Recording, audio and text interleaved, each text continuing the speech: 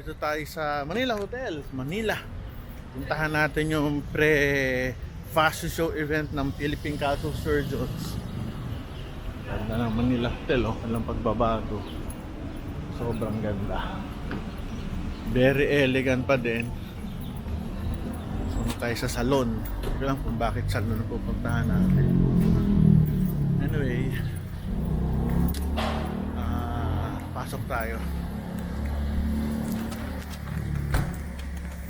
Ganda. Pasok na tayo. At tayo ay pupunta dito sa salon kung saan tayo in-invite. So this is it. Through the years, meet and greet with press, bloggers, and sponsors. Ayan. Fashion gala. Paris Sweat. Pasok tayo dito.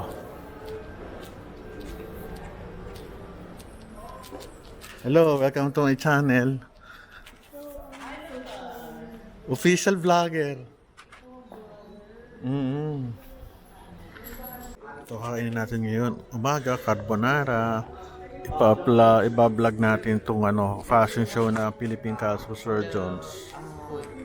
Ayan, simula na si Doktora Duday, aming magaling na female surgeon.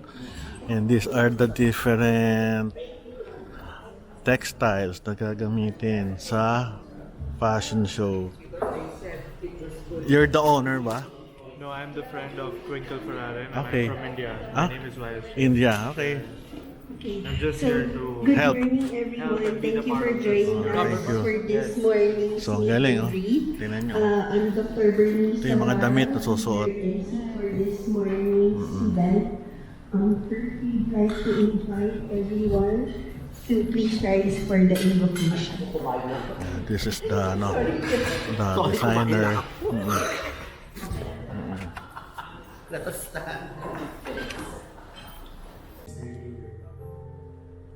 We ask all this in the glorious name of Jesus. We'd like to request everyone to remain standing for the Philippine National Anthem.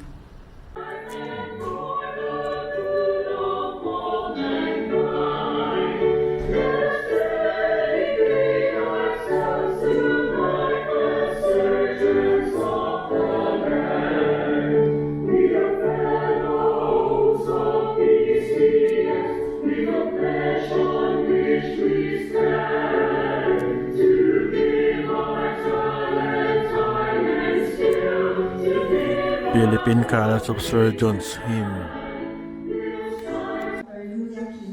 Dr. Louie Aquino.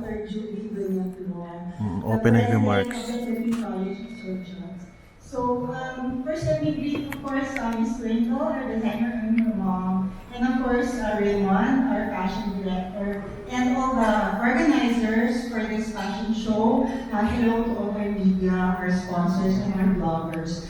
Just to tell you a bit about the Philippine College of Surgeons. This is an organization of all nothing special.